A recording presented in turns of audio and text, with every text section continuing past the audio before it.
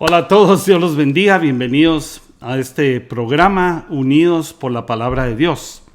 Hoy quiero hablarte de un tema que me estuvo dando vueltas el fin de semana porque mi esposa cuando estábamos en el servicio el domingo, llegó una familia que por lo menos, tal vez habían unos 4 a 5 hijos y algunos nietos. O sea que llegó todo el familión y llenó toda una fila en la iglesia. Pero mi esposa estuvo hablando, mi esposa tuvo que salir al carro a traer algo y se los encontró. Y le contaron que venían de una ciudad que se llama Coachella y que es bien un poquito lejos, tal vez a 1 hora de la iglesia. Pero ellos le contaron que tenían necesidad y era la primera vez que iban a ir a una iglesia cristiana. Primera vez en su vida. Entonces mi esposa retrocedió en el tiempo y me hizo retroceder a mí. Y les dijo a ellos, ustedes me recuerdan cuando nosotros fuimos por primera vez a una iglesia cristiana y llevamos a nuestros hijos. 5 hijos tenemos nosotros. Y ahí estaban todos chiquitillos, ¿verdad? Pura marimbita. Y nos sentamos en una sola fila. Y algunas servidoras llegaban y miren, nos llevamos a la bebé a la sala cuna y nosotros no, porque no sabíamos cómo funcionaba todo, ¿verdad?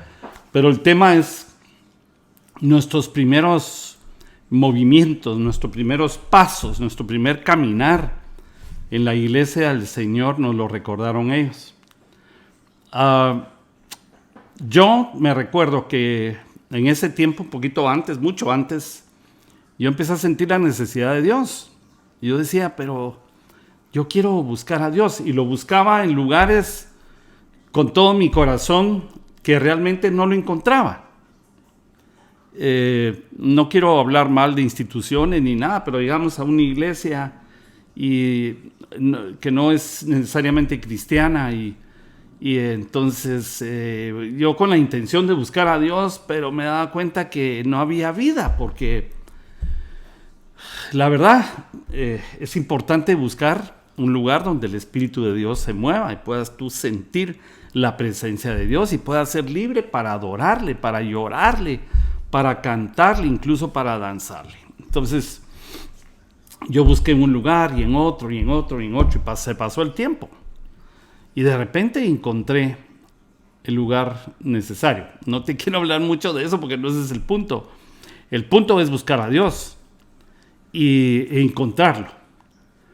Pero yo sentía que yo estaba muy contaminado, es decir, yo pensaba primero, es que yo me tengo que arreglar para poder acercarme al Señor.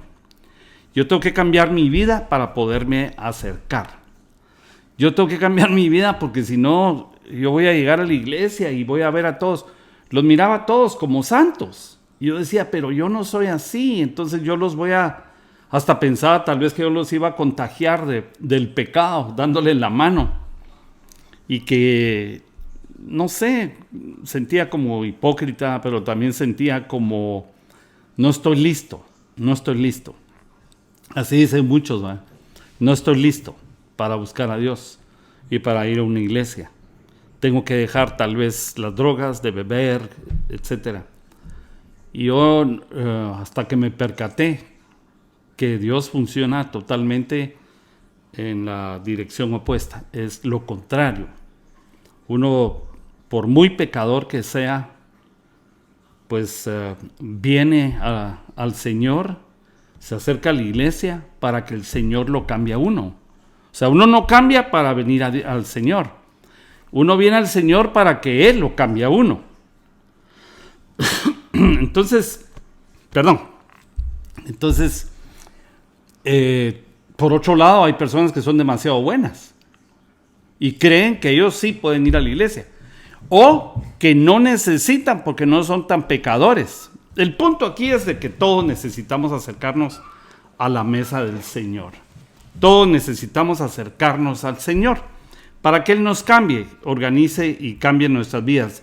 Les voy a leer el Salmo, un salmo famoso. Mucha gente se lo sabe de memoria, incluso en las escuelas y las escuelas bíblicas de niños les enseñan este salmo y se lo aprenden de memoria.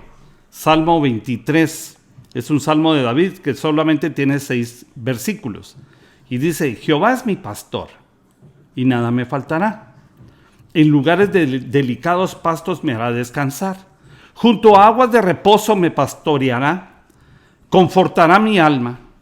Me guiará por sendas de justicia por amor de su nombre. Aunque ande en el valle de sombra de muerte, no temeré mal alguno porque tú estarás conmigo. Tu vara y tu cayado me infunden aliento. Aderezas mesa, aquí me voy a ir quedando en este versículo. Aderezas mesa delante de mí en presencia de mis perseguidores o de mis angustiadores. Y unges mi cabeza con aceite y mi copa está rebosando. Y termina así el salmo. Ciertamente el bien y la misericordia me seguirán. En vez de yo andar buscando el bien y la misericordia van a ir atrás de mí. Me seguirán todos los días de mi vida. Y en la casa de Jehová moraré por largos días. La versión de las Américas dice, y a la casa del Señor volveré para vivir días sin fin. ¿Por qué volveré? La verdad es que tu espíritu, tu persona, el espíritu que tú tienes, no el Espíritu Santo, porque tú eres espíritu, alma y cuerpo, tu espíritu lo crió Dios en el cielo. Él es el Padre de todos los espíritus. De hecho, dice que cuando uno muere, el cuerpo va al sepulcro y se hace polvo. El polvo venimos, del polvo volveremos. Pero el espíritu dice que cuando uno muere, vuelve a Dios, que lo dio. Y también dice la Biblia que Él es el Padre de todos los espíritus. Entonces Él crió el espíritu de todos los humanos, hasta del más malo, y lo puso en el vientre de la madre para que entrara, creo que por los huesos. Y ahí, cuando se formó el niño y fue entretejido en el vientre de la mamá, ahí entró el espíritu. Entonces, el espíritu habitó en el cielo en algún momento. No hay para dónde, porque dice que el espíritu vuelve a Dios que lo dio. Entonces estuvo allá. Entonces todo humano ha tenido contacto con Dios por medio de la mano de Dios y el espíritu humano. Y entonces aquí dice que volveremos, donde viviremos con días sin fin. Bueno, el punto aquí es que yo me quiero enfocar en la parte donde dice, aderezas mesa delante de mí en presencia de mis angustiadores. Y yo quiero que vayamos a definir algunas cosas. Por ejemplo, ¿qué significa realmente la mesa? ¿Cómo se traduce? Y además de eso, ¿qué significado puede tener la mesa del Señor? Bueno, si pensamos cuando el Señor en la última cena, que realmente fue la primera santa cena, en la última cena, conocida como la última cena, si el Señor tenía el pan, partió el pan, también levantó una copa, que es su sangre y su cuerpo. Entonces la mesa se convirtió prácticamente en un altar, casi como la mesa de la proposición, que estaba en el lugar santo, allá en el tabernáculo. Cuando el sacerdote entraba a ministrar, pasaba por el altar de bronce en los patios, después por el altar, por el lavacro, donde había agua. Eran los 2 primeros elementos. Y entraba al lugar santo, y ahí estaba el candelabro, y estaba la mesa de la proposición de los panes, y habían 6 panes, 2 torres de 6 panes, haciendo un número 66, ¿verdad? Qué coincidencia que la Biblia tiene 66 libros. Entonces es la mesa de la proposición de la palabra y del cuerpo de Cristo, porque el Señor dijo, yo soy el pan que descendió del cielo. Así dijo el Señor.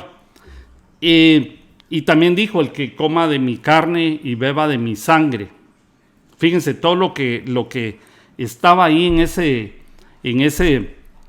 esa mesa cuando el Señor se despidió de los discípulos.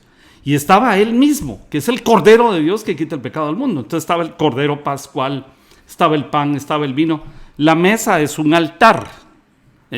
Yo digo esto porque tú y yo tenemos que acercarnos a la mesa del Señor. Y no solo para tomar la comunión, no solo para partir el pan y tomar la Santa Cena, no.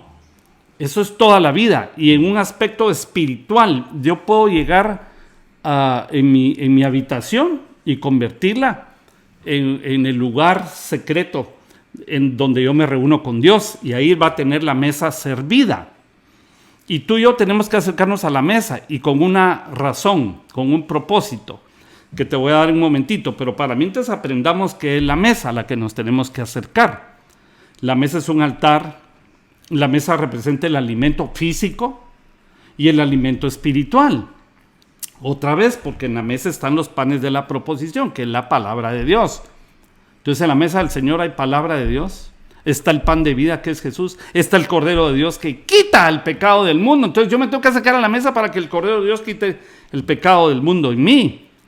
El vino que el Señor levantó representa el gozo. El vino normalmente en la Biblia representa el gozo. De hecho, casi siempre que hay vino y hay una actividad, por ejemplo, de los reyes o de otros, siempre se menciona la alegría cuando ya están tomando vino. Entonces el vino en la Biblia representa el gozo que solo en la mesa del Señor se puede recibir, en medio de tormentas, en medio de problemas. Ok, entonces tenemos que es un altar, es un alimento, es el gozo, pero también es la purificación y la limpieza por su sangre. ¿Por qué? Porque Él dijo, este es el pacto, esta es mi sangre que será derramada por ustedes. Es la sangre del Cordero. ¿Y qué hace la sangre del Cordero en mí? Bueno, la sangre me limpia de mi pecado, de mis acciones, de mis actividades. La sangre me limpia de la vana manera de vivir heredada de mis padres. Eso dice 1 Pedro 1:18. No sabemos nosotros si nuestros padres, hablando de abuelos, bisabuelos, tatarabuelos, no sabemos qué hicieron. Y esa genética nos corrió por nuestras generaciones y nos llegó a nosotros. Lo bueno y lo malo. Porque ahí está Abraham en el libro, en la carta de los Hebreos o libro de los Hebreos, que narra la situación cuando Abraham le diezmó a Melquisedec. Y dice que Leví aprendió a diezmar y recibir diezmos cuando vio eso. Ahora, ¿cómo lo vio Leví? Si Leví es bisnieto, porque está Abraham, Isaac, Jacob, Leví, o sea, 4 generaciones, y él en la 4ª generación aprendió. ¿Cómo? Yo no puedo describir eso, pero en la genética nuestra, nuestros bisnietos están aprendiendo algo. Seguramente cosas buenas y seguramente cosas malas de las actividades que hacemos y otras que se vienen heredando, porque Abraham venía heredando de 4 generaciones arriba. Así hasta Adán. Y Adán cometió el error, el pecado, perdió el huerto y nos empezó a pasar el pecado. Nosotros nacemos, muchos le llaman pecado original, ¿verdad? Y es porque nacemos ya con la capacidad de pecar, la habilidad de pecar. La iniquidad viaja también, y por eso la iniquidad es la habilidad o la capacidad de aprender a pecar y pecar. Yo ya sé que de todas maneras los niños, de ellos es el reino del Señor, porque Él dijo, dejen que los niños se acerquen a mí y no los molesten, porque de ellos es el reino, punto. Esos son los niños. Pero tarde o temprano el niño va a cambiar, alrededor de la edad de la pubertad va a cambiar y va a empezar a tomar sus propias decisiones de pecado. Pero el punto es que la sangre me limpia de todo lo que yo heredé. Hay personas que heredaron violencia en su genética. Violento el bisabuelo, violento el abuelo, violento el papá, violento. Los miedos y las fobias que se heredaron también en las generaciones. Los vicios, las depresiones viajan también. Entonces, 1 Pedro 1:18 dice que la sangre de Cristo me limpia de la vana manera de vivir heredada de nuestros padres. Yo quiero, en este estudio, partirlo en varias partes, porque creo que en 45 minutos, 40 minutos, media hora no voy a poderte dar 8 grupos de personas que son ejemplo en la Biblia, que se sentaron a la mesa del Señor y que fueron cambiados.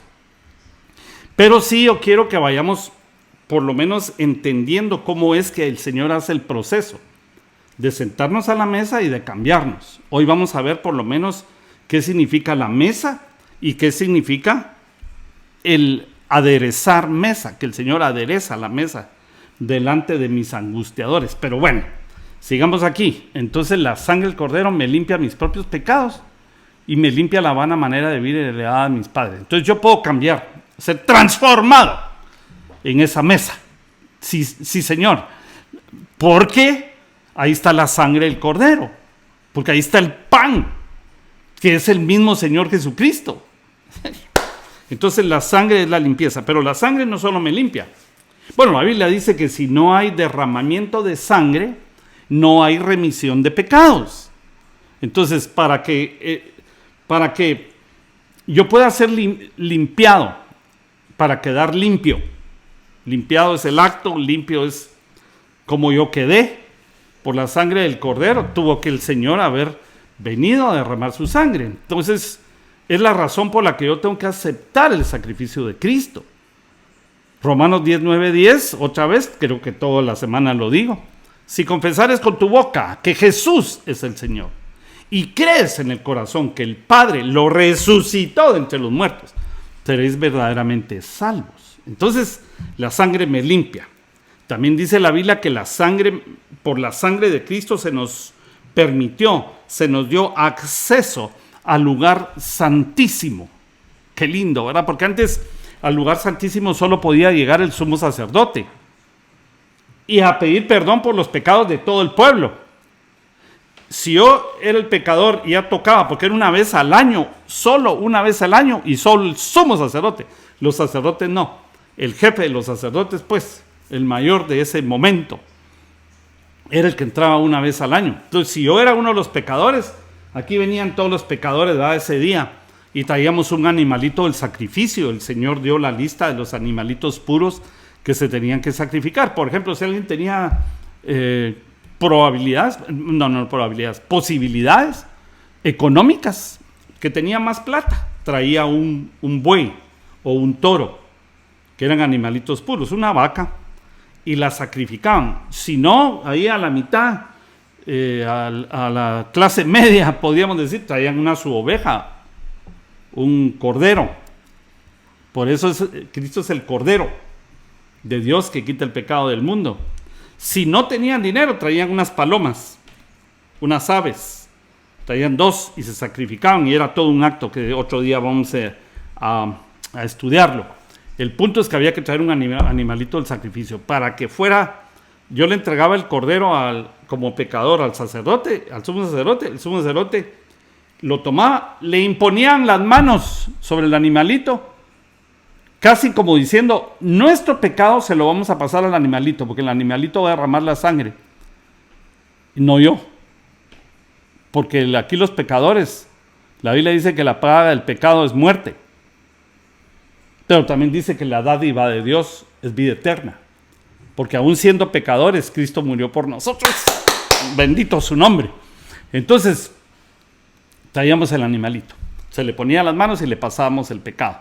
Fíjense, todo esto apuntaba al Cordero de Dios que quita el pecado del mundo, que es Cristo, que habría de venir.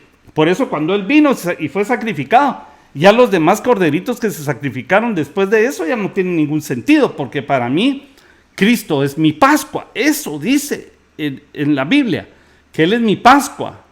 Él es el Cordero Pascual en la fiesta de la Pascua, para mí, del Passover, que el destructor venía, miraba la sangre y pasaba por alto.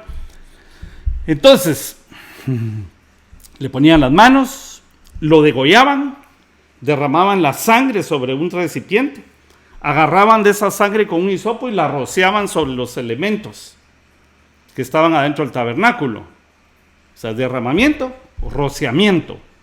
En Cristo, Él derramó toda su sangre el día que fue sacrificado. Pero su sangre sigue estando fresca y no se ha coagulado en un sentido espiritual. Entonces yo ahora puedo agarrar un hisopo y limpiarme. O sea, Él me limpió mi pasado. Yo recibo a Cristo, me limpió mi pasado, me perdonó los pecados. Pero yo de repente peco otra vez. Entonces todavía hay sangre no coagulada para que la rocíen. Es como que tú compraras unos botes de pintura grandes galones para pintar tu casa y quedó toda pintada, nítida, y guardaste un poquito de pintura. Y cuando una manchita, ¿verdad? Aquí cayó una manchita. Entonces, o se raspó un poquito. Yo voy a agarrar un poquito de la pintura que sobró y lo ajusto. Así es la sangre del Cordero. Se derramó para perdonarte todo y para salvarte. Pero si pecaste, como abogado tenemos para con el Padre a Jesucristo el justo. Entonces agarra el Señor un poco de sangre y la rocía. Yo a veces le pido al Señor que me rocíe con su sangre cuando me siento mal delante de Él. No cuando me siento mal del cuerpo, cuando me siento mal delante de Él. Entonces, derramaba la sangre, lo desollaban, o sea que le quitaban toda la piel, lo cortaban en partes y lo ponían en el altar del holocausto, que era el primer elemento en el tabernáculo, en los patios. Y ahí se quemaba el cordero. Levítico 7:17 dice que al tercer día tenía que ser quemada toda la carne del animalito. Esto es Cristo, hombre. Cristo, que murió el primer día, descendió a predicar a los espíritus encarcelados, al segundo día bajó al Seol y el tercer día fue puesto en el altar del holocausto, es decir, bajó al infierno para pagar por ti y por mí al tercer día. Y de allí bajó el Padre y lo resucitó de entre los muertos. ¡Qué tremendo! Entonces la sangre me limpia a mí y además de eso me permite entrar al lugar santísimo. ¿Por qué? Porque Él, esa sangre que derramó, la fue a presentar al lugar santísimo arriba, en el tabernáculo del cielo, y se la presentó al Padre. Y como aquí, en la tierra, cuando se hacía ese sacrificio, la presencia de Dios, la gloria de Dios bajaba y se concentraba en el altar de la presencia de Dios. Qué cosa más tremendo, porque era el elemento único que estaba en el lugar santísimo, y ahí, esto fue hecho con manos de hombre, lo hizo Besaleel. Éxodo 31:1 en adelante dice que el Señor llamó a Besaleel, que era un arquitecto, para que construyera el arca del pacto. Es el arca de la presencia, arca del pacto. ¿Por qué? Porque ahí venía entonces el sumo sacerdote y presentaba la sangre, y el Señor bajaba y se concentraba ahí. Con esto quiero aclarar algo. ¿Dios estará en todos lados? Sí, está en todos lados, pero no en todos lados se concentra su presencia. Por ejemplo, si en el África, donde están algunos niños pobres, ya hubieran dejado la enfermedad y la pobreza, si la presencia de Dios se concentrara ahí. Yo no voy a juzgar a Dios, ni tú, ni a cuestionar por qué no los sana.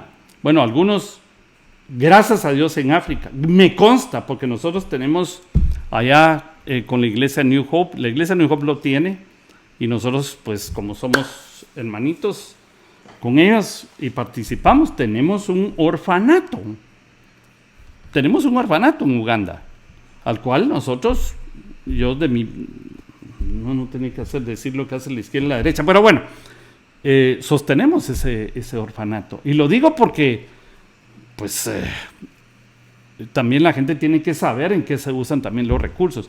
Bueno, tenemos ahí algunos niños huérfanos y se construyó una iglesia, se está construyendo algo más para que sea autosostenible. Mi punto es, en África se está manifestando la gloria de Dios.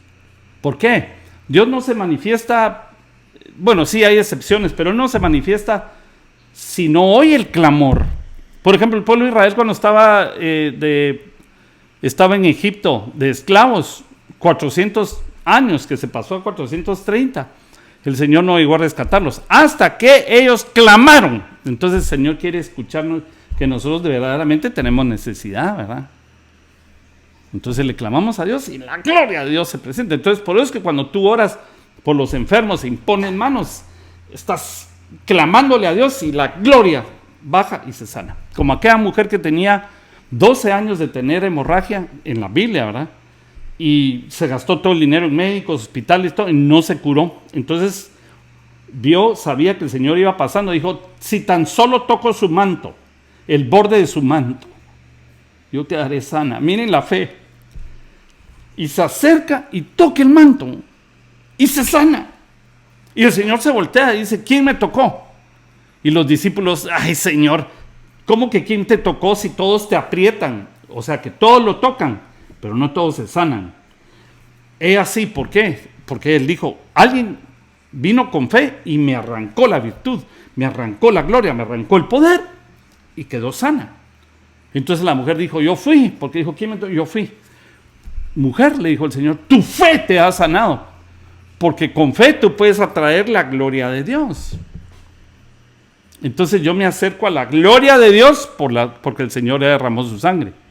Entonces por medio de la sangre yo me acerco al lugar santísimo. Gracias, Señor. Porque no es porque tú seas bueno que te puedes acercar. Es más, cuando estés mal, que le fallaste a Dios, no te sientas hipócrita si vienes rápido a buscarlo. Búscalo, mientras más rápido mejor. No es hipocresía, te lo garantizo que no es hipocresía. Es simplemente buscar al que verdaderamente te puede cambiar y te puede perdonar. Así es Dios, así lo planificó Él. Entonces la sangre tiene otra capacidad. No solo que me puede acercar al lugar santísimo, esa es una. Dos, que me puede limpiar, o si quieres, uno, te puede limpiar. Dos, te puede acercar a su presencia. Y tres, te protege. Por eso cuando salieron de Egipto en el Éxodo, el Señor les dijo, ustedes sacrifiquen un corderito y compártanlo, cómanselo todo, no le rompan ningún hueso. Por eso es que a Jesús, cuando le iban a romper las rodillas, que sí le rompieron a los dos malhechores a la par, porque esa era llegaron los fariseos hipócritas a decirles, hey Pilato, bajen a los muertos, bajen a los colgados, porque ya viene la fiesta de la Pascua, hombre. El Señor murió en la fiesta, ¿verdad? Porque Él es el Cordero Pascual. La Biblia no hay coincidencias, hombre, así era el plan, perfecto. Y entonces cuando le quebraron las rodillas a uno y cuando llegaron con Jesús dijeron, no se las quiebren porque está muerto, pues. Él murió antes. Y al otro también se las quebraron.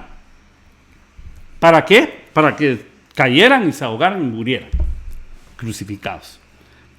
Y entonces eso nos habla de aquella profecía, ¿verdad? O acto profético de cómanse el cordero, pero no le quiebren ni siquiera un hueso. Estaban en la fiesta de la Pascua que empezó ahí, ¿verdad? Bueno, entonces no quebramos el hueso y nos comemos el cordero, es Cristo. ¿Y qué hacemos con la sangre? La sangre la van a rociar en los dinteles de las puertas, porque el destructor va a venir y cuando vea la sangre de los corderos va a pasar por alto. Eso significa Passover, fiesta de la Pascua, Cordero Pascual. Entonces la sangre me protege. Te lo digo porque yo estaba una vez en una situación donde me iban a asaltar con mi esposa. No sé qué iban a hacer con nosotros, pero salimos de la iglesia. Era de noche, era tarde. Venía otra pareja más. Y entonces se paró, un carro pasó con gente adentro. Yo los vi sospechosos, no por la cara, sino por sus formas de lo que hacían, hablaban. Entonces fueron a dar la vuelta y cuando llegan con nosotros, paran. Entonces nosotros con mi amigo ponemos a las esposas atrás y por cualquier cosa que iban a hacer, porque se iban a bajar. Y dijimos, bueno, yo me acuerdo que dije, la sangre de Cristo nos cubra. Señor, cúbrenos con tu sangre.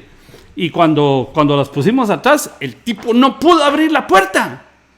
Yo te estoy contando esas cosas, a veces cuando cuento esas cosas pareciera como que fueran imaginaciones de películas, pero así ha sido mi vida, esas experiencias. Cosas que a lo mejor yo no hubiera podido enfrentar con mi propia fuerza. Aunque uno por defender a su esposa y sus hijos supera temores y hasta karateca se vuelve uno. Sin embargo, la sangre de Cristo es más poderosa que cualquier arma. La sangre, cúbrenos con tu sangre, Señor. Y no pudieron abrir y se quedaban ahí medio bien y se fueron. Bendito sea su nombre. Entonces la sangre de Cristo te protege del mal. Mal espiritual, mal físico, mal financiero y demás. Entonces mesa también significa protección. Y significa misericordia, porque el Señor tuvo misericordia de ti y de mí, y por eso nos fue a sacar de donde estábamos. Metió la mano en el muladar, no le dio asco, ni le dio vergüenza, ni pena de nada, y nos sacó de ahí donde estábamos para darnos su gracia y ponernos donde nos ha puesto ahora, en lugares privilegiados. ¿Qué son lugares privilegiados? A la par de Él. A la par de Él. Cosas que no se ven, pero que se sienten y se experimentan. El Señor te ha puesto a ti. Fíjate, la Biblia dice que tú y yo no éramos pueblo, ni nación, ni nada. Y que Él, por Cristo, ahora nos hizo una nación santa, nos hizo linaje escogido, nos hizo reyes y sacerdotes, nos ha puesto en lugares privilegiados, especialmente la vida eterna. Bueno, mesa también puede significar servicio, porque el Señor lo que mostró es un servicio a sus discípulos y a la humanidad. Les sirvió. Es el primer servidor. Él enseñó a servir. Por eso les dijo a los discípulos un día: lávense los pies unos a otros. No, yo no, ninguno quería. Dijo: ustedes no quieren, yo lo voy a hacer. Se amarró una toalla, fue a traer el agua y les limpió los pies. ¿Por qué era el lavamiento de pies en aquel tiempo? Porque, hermanos, andaban en sandalias, las calles no estaban asfaltadas, pues se llenaban de polvo y cuando entraban en una casa y si llovía había lodo. Y por eso lavaban los pies. Acto de humildad, te lavo los pies. Es un acto de humildad. Servicio. También es exposición, porque ahí se expone el pan y el vino, la palabra de Dios. Ahí está el Cordero exponiendo también sus últimas enseñanzas antes de ir al Getsemaní y después a la muerte. Bueno, también mesa significa extender. Yo quiero que paremos aquí porque yo quiero que veamos este estudio. Es un estudio, ¿verdad? No es una prédica. Los miércoles que tenemos unidos por la palabra. En el próximo programa vamos a ver qué significa aderezar la mesa, qué significa tú aderezas mesa, tú aderezas la mesa en presencia de los angustiadores. Yo por hoy quiero parar aquí, pero yo quiero que te recuerdes entonces cuál es la mesa, qué es la mesa a la que tú te puedes acercar, que no es una mesa literal. Tú puedes entrar a la mesa, aunque estés en el baño y te recuerdes o tengas necesidad, puedes ponerte en una esquinita y decirle: Señor, yo vengo aquí a tu mesa. Y ahí te puedes limpiar, ahí te pueden proteger, ahí te pueden acercar, ahí te pueden dar misericordia, extender la mano de misericordia, y te da gracia el Señor para abrirte puertas en los cielos y en la tierra. Así es que por hoy vamos a parar aquí y vamos a seguir. Después vamos a ver aderezar mesa y después vamos a ver quiénes se sentaron a la mesa. Porque esos grupos que vamos a ver en la Biblia que se sentaron a la mesa con el Señor te representan a ti y a mí. Va a estar bueno este estudio. Que Dios me los bendiga y nos hablamos y nos vemos en la próxima.